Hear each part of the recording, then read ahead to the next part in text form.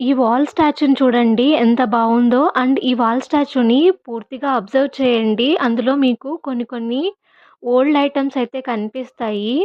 Old model remotes, keyboards అలాగే old model batteries, తర్వాత cell phones అయితే పెట్టి వాళ్ళైతే స్టాచ్యూనయితే తయారు చేశారు. ఈ స్టాచ్యూ చూడడానికి చాలా బావుంది. ఇది మేము బెంగుళూరులో ఓరియో మాల్‌కెళ్ళినప్పుడు అక్కడైతే చూసాము.